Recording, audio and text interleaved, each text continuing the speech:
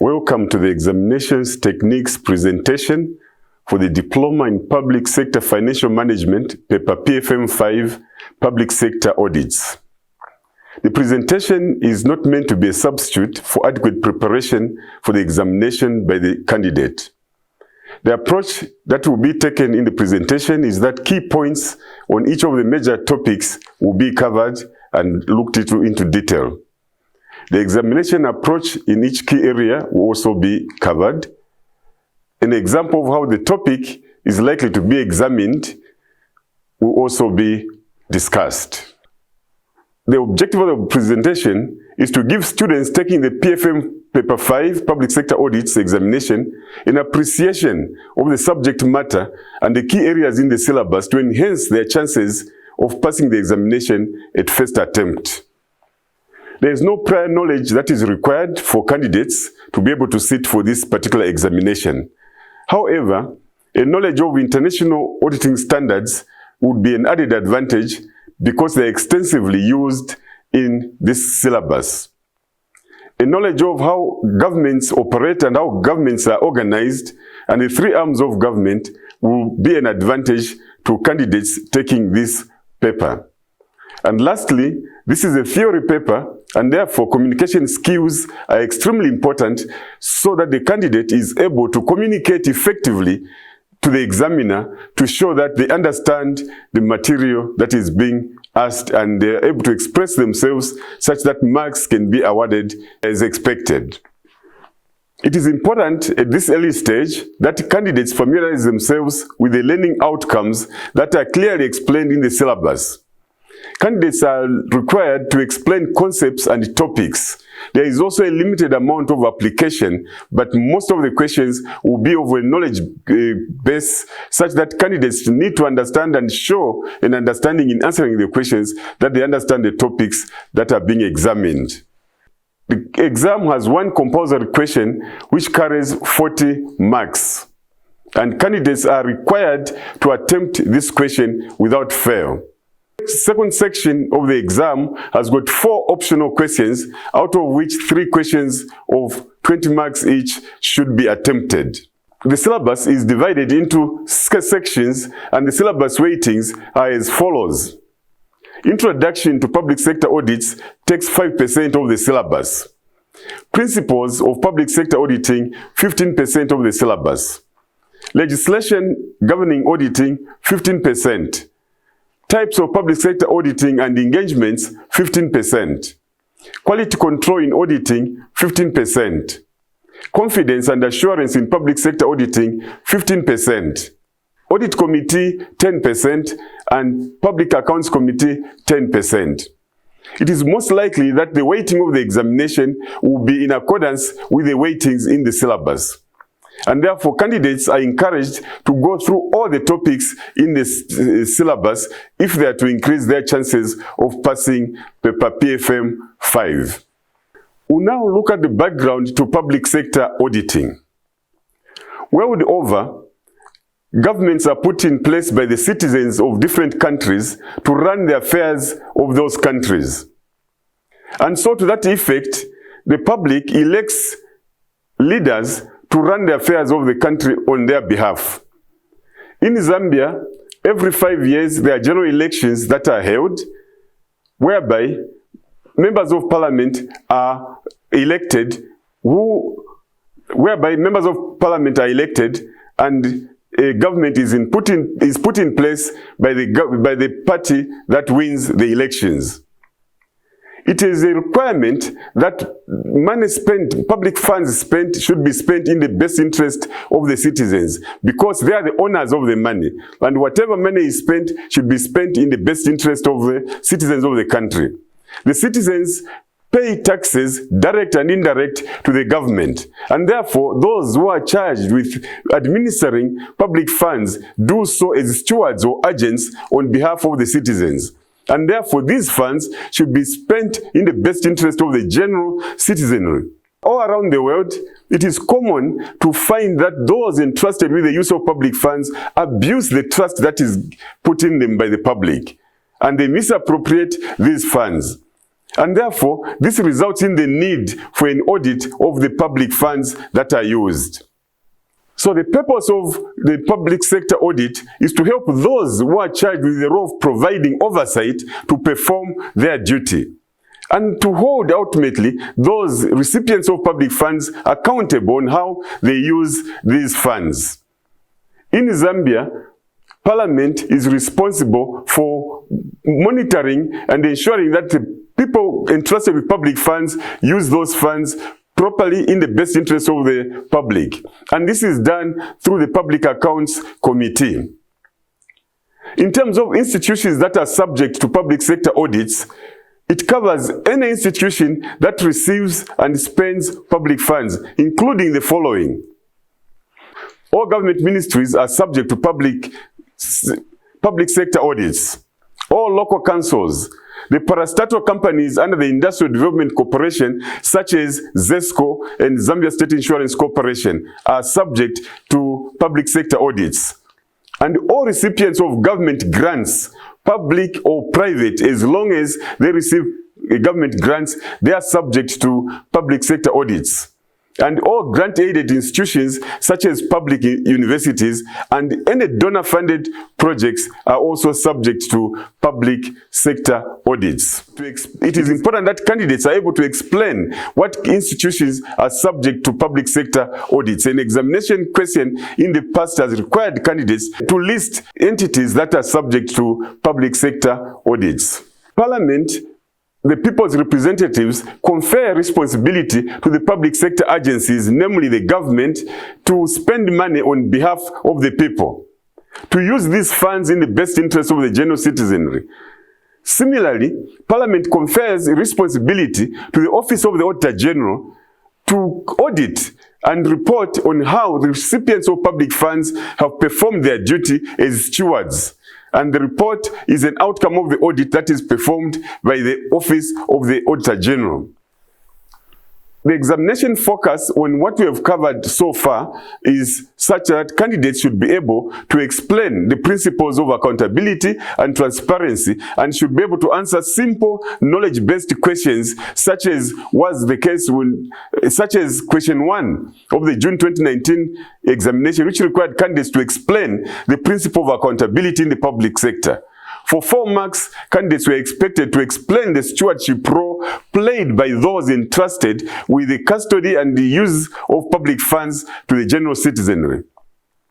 Question 1 of the June 2019 exam also required the candidates to explain the role of the Auditor General in enhancing accountability. The Auditor General gives assurance on how those responsible for use of public funds do so. The assurance is given after performing audits and obtaining evidence upon which the assurance will be based. We will now briefly look at the history of public sector auditing. At an international level, the International Organization for Supreme Audit Institutions is responsible for assisting member countries set up supreme audit institutions in their respective countries. This is a world body to which Zambia is a member, and whose main objective is to share knowledge among its member countries and also carry out peer reviews and exchange of ideas on how public funds can be monitored and audited by national institutions. INTOSA is responsible also for issuing international standards of supreme audit institutions, which are the ones that give guidance to the Auditor Generals of those countries on how they should perform their responsibility of carrying out or performing audits. It's important that candidates know the role of INTOSA, the existence of INTOSA, and what its objective is. In the June 2018 examination, question 1 required candidates to explain the role of INTOSA in public sector auditing.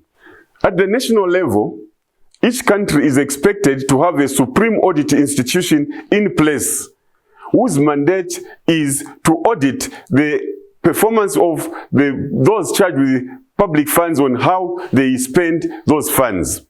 In Zambia, the Supreme Audit Institution is the Office of the Auditor General, and it is headed by the Auditor General. The legislative mandate of the Office of the Auditor General and the Auditor General. The International Organization for Supreme Audit Institutions recommends through the Lima Declaration that the setting up of the Supreme Audit Institutions must be contained in the constitution of each member country. In Zambia, the Public Audit Act of 1980 gives the powers of the Office of the Auditor General to audit all recipients of public funds, to review government activities for regularity and compliance as well, to assure that there is public accountability. The Constitution, Article 249, also deals with the appointment, the powers and duties of the Auditor General. The same article gives the powers, confers duties and rights of the Auditor General, and prescribes the tenure of office of the Auditor General, and empowers the Auditor General to audit all recipients of public funds. The objectivity and independence of the Office of the Auditor General is very important if their reports, if they are going to be objective in carrying out their work. And therefore, it is necessary and important that the Office of the Auditor General does not fall under any government ministry or department. It operates autonomously of any government institutions.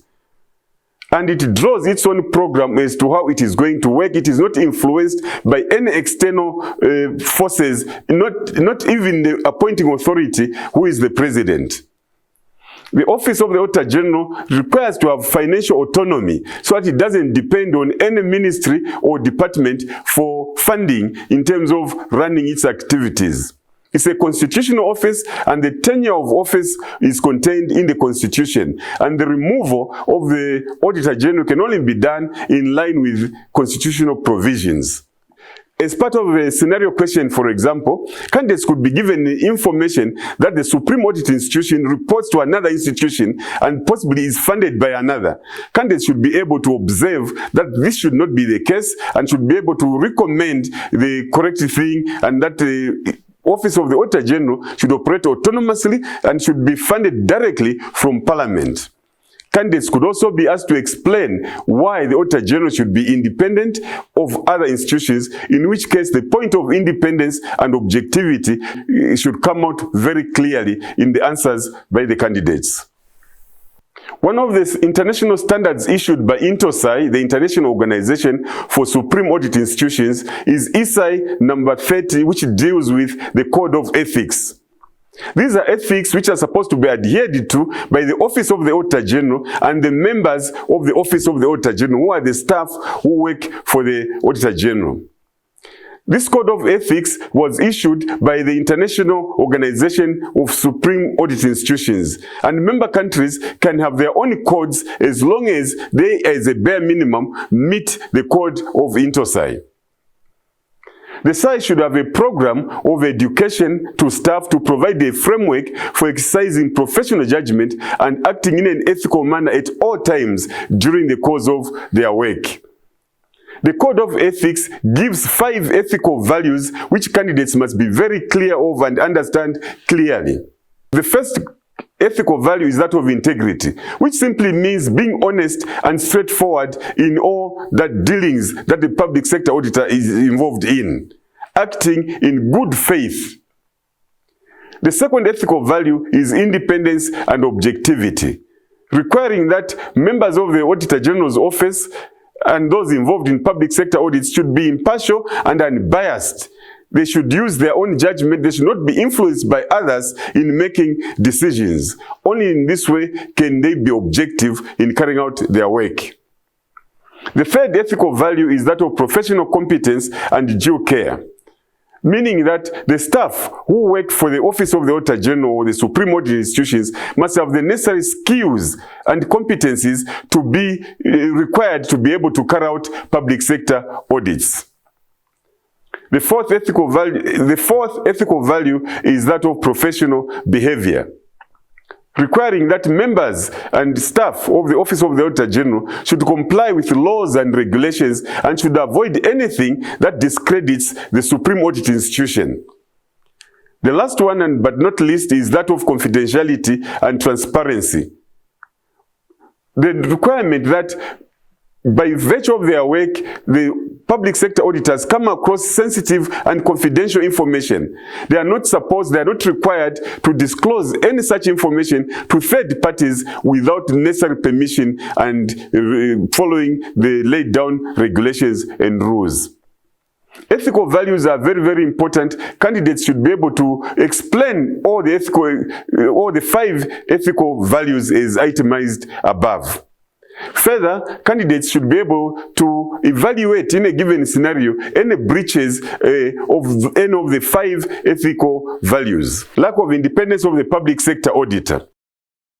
This is a very important element. If the public sector auditor lacks independence, then it means he will be influenced by others and he will not be objective. And therefore, the reports that will come out of the audit process will not be of any value by those who are supposed to administer and enforce the regulations that are laid down. And so there are a number of situations which can cause a threat to the independence and ultimately objectivity of the auditor or public sector auditor. And these are there are 5 general threats to the independence of the auditor. The first one is self-interest threat. Anything that would cause the public sector to have a self-interest will impinge or will impair his independence and ultimately the objectivity. For example, if a member of the audit team carrying out an audit is related to a senior member of the audited entity, that creates a self-interest threat and will result in the public sector auditor not being objective. The second one is self-review threat.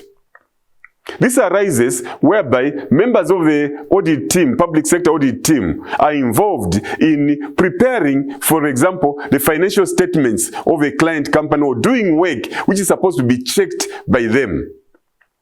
This gives rise to a self-review. It is unlikely that they will be objective and criticize their own work. And so they should not at any point in time be involved in actually doing what management is supposed to do, taking on a management role. The third threat to the independence of the auditor, public sector auditor, is that of intimidation. It is more pronounced in public sector and government because of political pressure that may be put on members of the public sector audit team. Advocacy is yet another whereby the public sector auditor takes a position to support a cause of the client that is being audited. That again will result in them losing objectivity and losing independence. Therefore, they will not be able to be objective in the carrying out of the audit. The last threat to the independence of the auditor is that of familiarity. Because of being too familiar with the people in the client company, it is likely that the auditor will lose objectivity because he becomes then a friend of those people. And it's unlikely that he would want to injure them and criticize them. And therefore, familiarity can cause objectivity problems for the public sector auditor. What is required, what is supposed to be done when any of these threats are identified?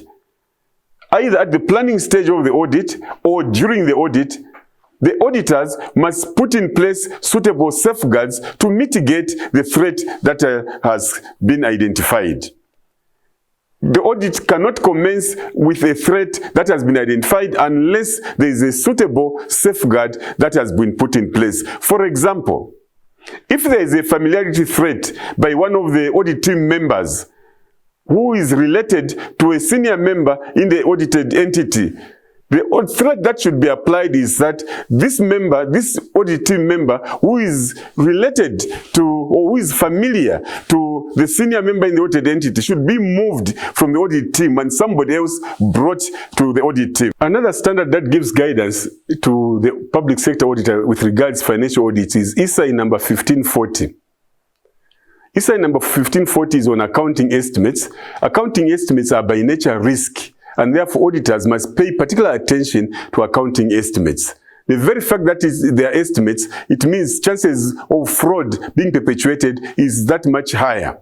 And so the auditors must assess how the management arrived at the accounting estimates and must confirm the reasonableness of the assumptions that have been used in arriving at the accounting estimates.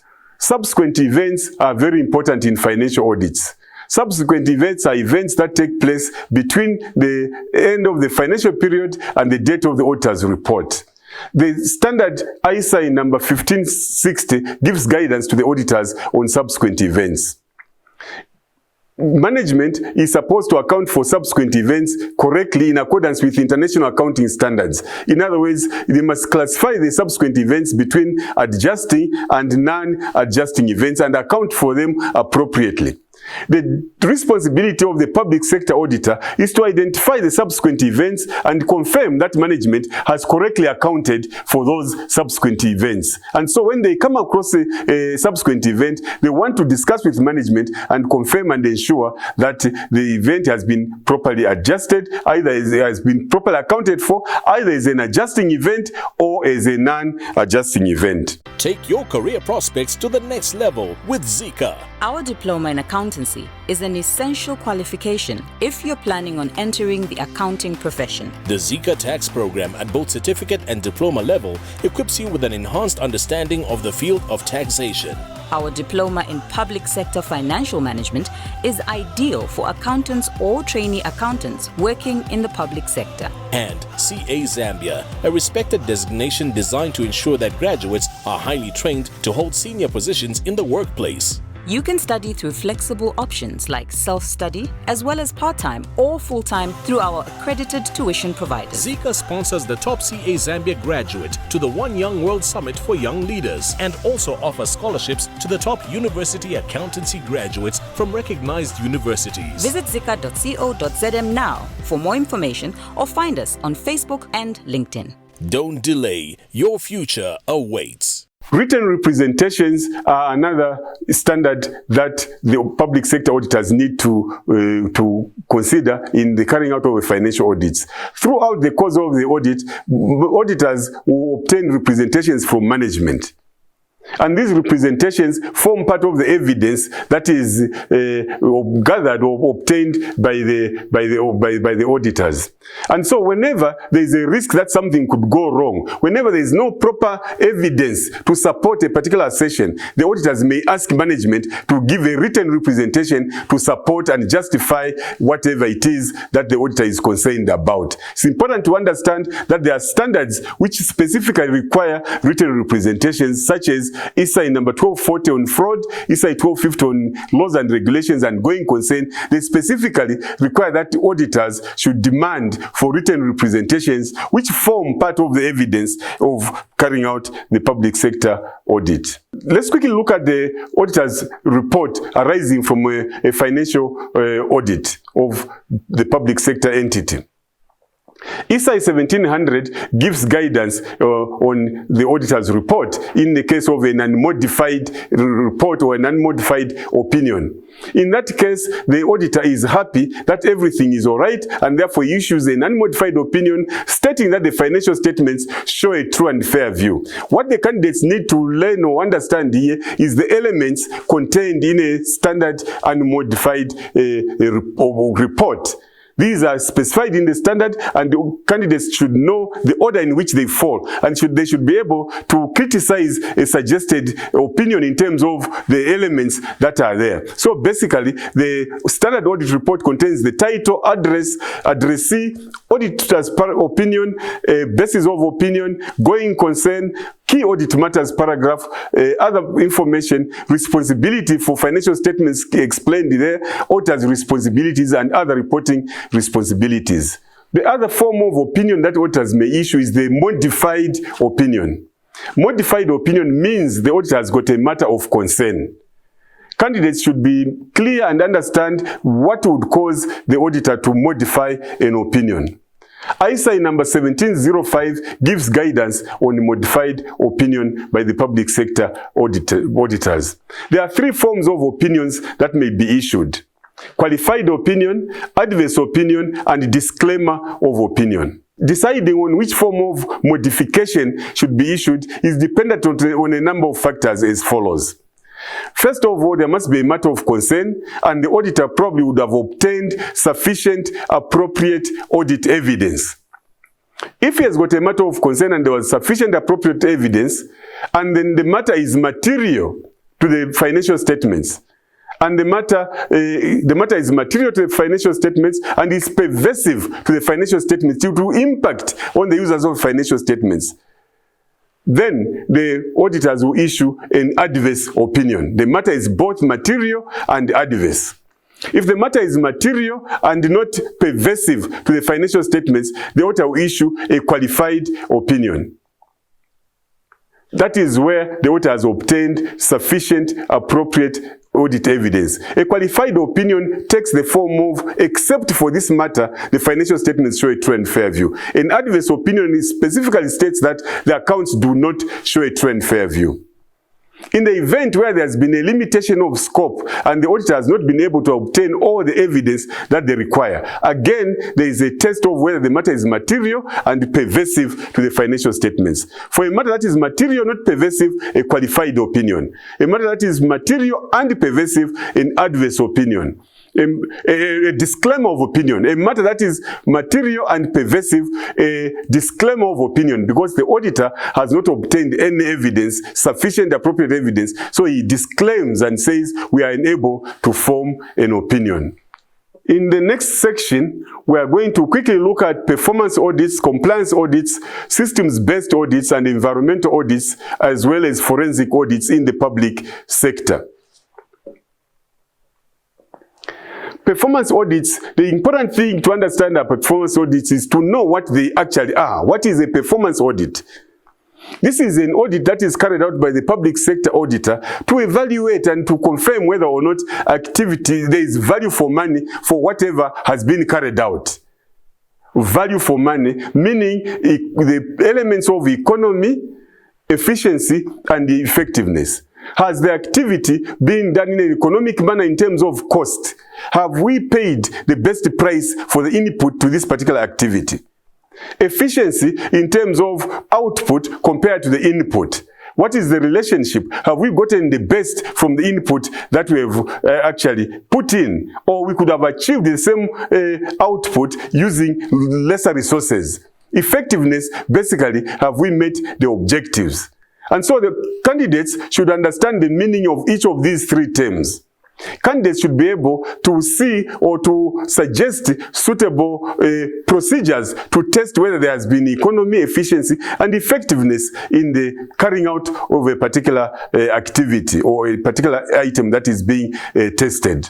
The whole objective is to minimize cost and yet achieve the same objective. A simple illustration, the three parties to a performance audit: the practitioner, the responsible party, and the intended users. A question could ask candidates to identify and explain the three parties to a proposed performance audit of the grant, in the case of a grant, say, being received from the Norwegian government, or describe the performance audit using the information in the scenario. In other words, the scenario will give information which has got information about the cost implications in terms of the economy and the output, and also whether the objective has actually been made. Candidates should be able to use that information and simply illustrate that they understand performance auditing. The reporting the outcome of a performance audit, there is no standard report for a performance audit, but the contents of the report will usually have the overall view of the issues of economy, efficiency, and effectiveness. And the elements will include the title, the table of contents, in introduction, findings that have come out of the performance audit, recommendations, submission letter, executive summary, description of audit area, conclusions, and appendices. We'll move on to compliance audits. Like the name suggests, the public sector auditor wishes to confirm whether there has been compliance with given laws or applicable authorities or a criteria. Is there compliance in the way procurement is being done, for example? Is there compliance in the way the permanent secretary is performing his job or their job? Is there any excess in the way the minister has carried out his functions? public sector auditor may carry out compliance audits, which means there must be a basis or a criteria or an authority that the public sector auditor will be comparing actual performance against. Characteristics of a compliance audit may cover a wider range of subject matters, not only financial statements. It could be, as already explained, compliance with financial regulations, or indeed performance of a member of the audited entity, or either a government minister or anybody within the public service. The elements of a compliance audit include authorities and the criteria that will be the basis. The criteria being the laws and regulations, budgetary resolutions, policy, or established codes. It's the one against which the actual performance will be measured. Then the subject matter is the scope of the audit. What is it that we are trying to audit? It could be quantitative or it could be qualitative. And there are again three parties to a compliance audit, namely the auditor, the responsible party, and the users of the report, who may be the public. Reporting on a compliance audit, the report, again, there is no standard form of report, but the report should end up with a conclusion, and the elements of the report will include the title, the executive summary, description of the subject matter, the audit criteria, explanation and reasoning for the methods used in the compliance audit, the findings, the conclusions, and then the entity's replies or responses and recommendations by the public sector auditor. Another form of public sector audit that is carried out by the Office of the Auditor General is systems-based auditing, which simply means the public sector auditors want to confirm whether a particular system is operating according to the way it's supposed to operate.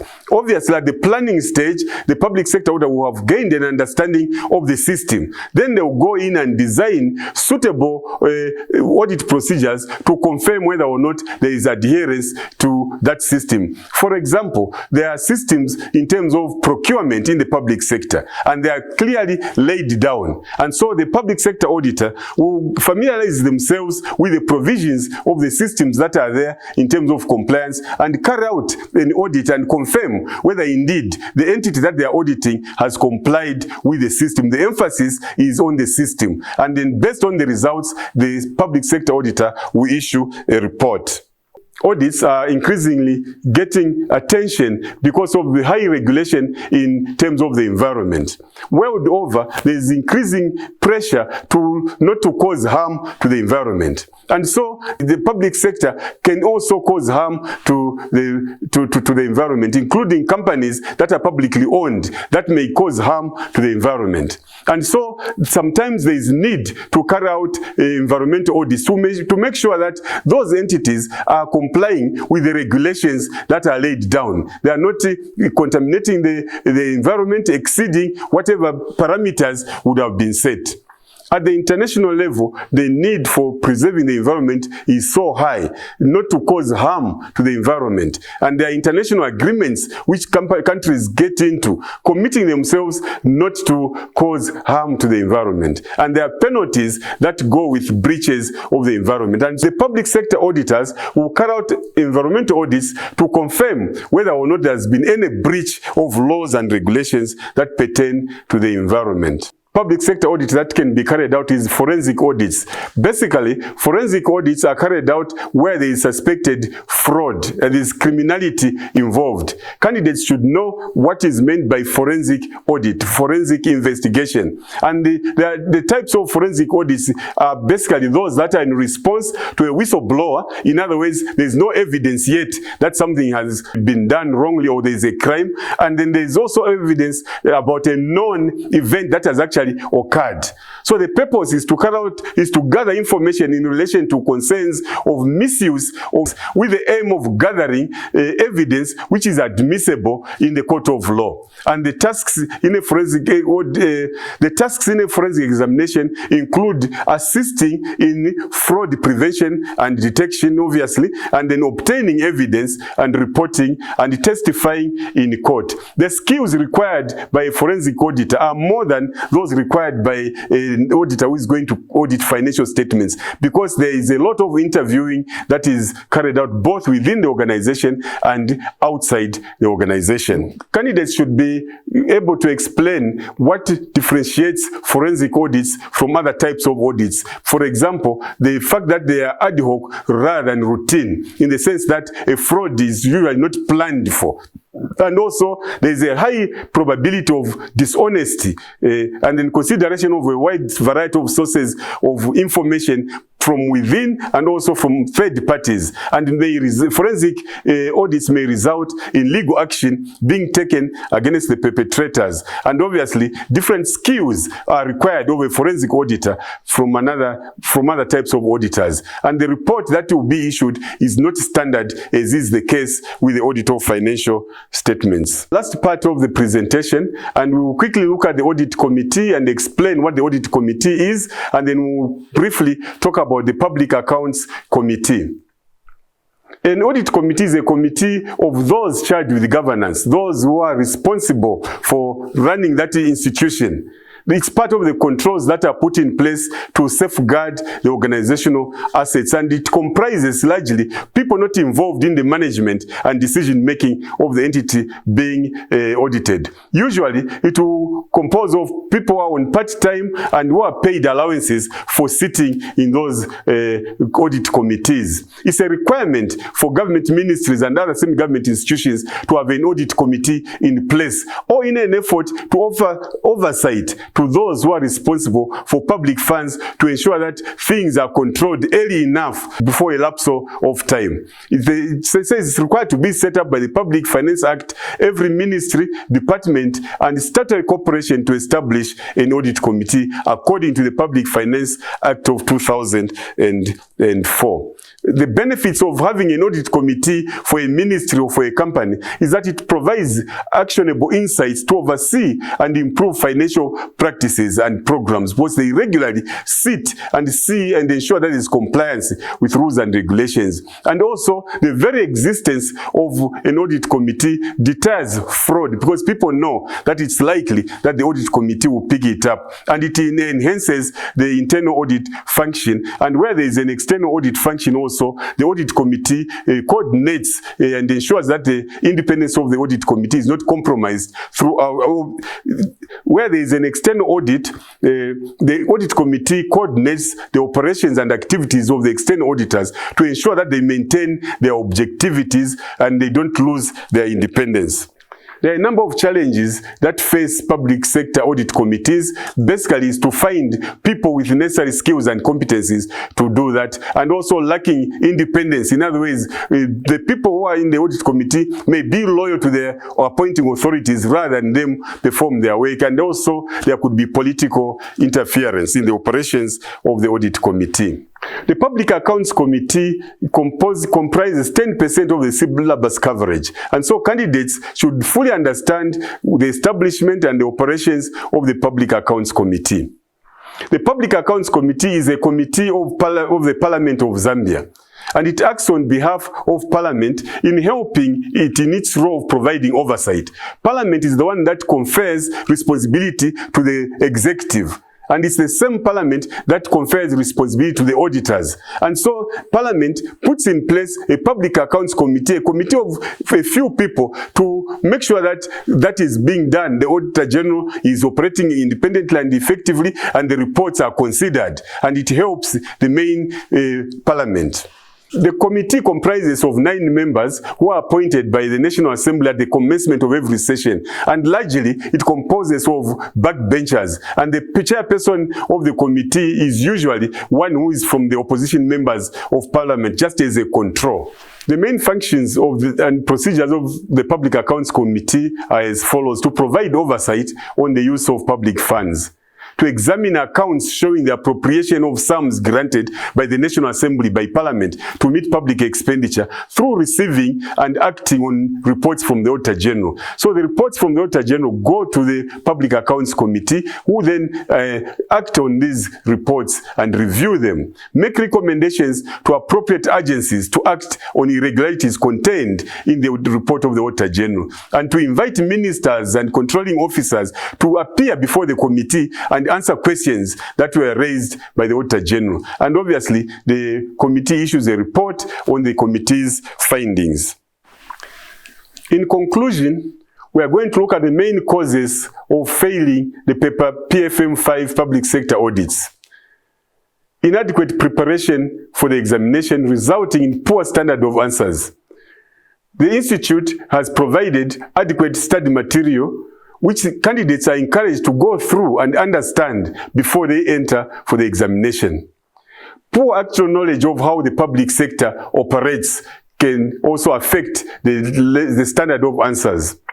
Attempting less than the required 4 questions is a major cause of failing this particular paper. Candidates are encouraged to attempt all the questions that are set there and to make sure that they increase their chances of getting the 50% required threshold. Not addressing all the requirements of the question will also result in candidates losing easy marks. In the compulsory question, not using the information in the scenario results in candidates not getting maximum marks, and of course, poor and illegible handwriting, making it difficult for the markers to read and award marks. So the following examination technique is proposed or encouraged to candidates. All topics should be studied during the examination preparation. Time management in the exam is very important. It's a 3-hour exam and each mark is supposed to be gained or earned in 1.8 minutes, which means the compulsory question of 40 marks should be done in 72 minutes and no more. The optional questions should be done and completed in 36 minutes. It is recommended that candidates begin answering the examination by attempting the compulsory question first. In the event that they run out of time, it's unlikely that candidates will pass the exam if they don't attempt the 40-mark question. Candidates should consider the marks on offer in deciding how much to write. There is no point in writing a whole page for a 2-mark question. The marks on offer should guide candidates as to what points they need to give. And it is encouraged also that the presentation must be good to make it easier for the marker to see the points that are being given and to award marks. And therefore, it is a good practice to have a brief heading of what the answer is and give clear bullet points, not too brief, but explaining clearly, leaving a line, if possible, after each valid point. Students should use the information in the scenario in answering scenario-based questions, otherwise they don't get maximum marks. And of course, practice answering exam standard questions before the exam and possibly attempting 1 mock examination will increase the chances of students with passing the exam. Having gone through all the major topics of this paper, I wish to state that there are always easy marks dotted around the examination paper. The strategy the students should take is to go for the easy marks. If something is too challenging, it's better to leave it and come to it later. Go for the easy marks and marshal all the marks that you need to be able to get the 50%. If a candidate has studied the syllabus fully and has practiced with past examination standard questions and answers, then the chances of passing this exam at first attempt are very high. Wishing you well in your preparations for the PFM5 examination. I thank you.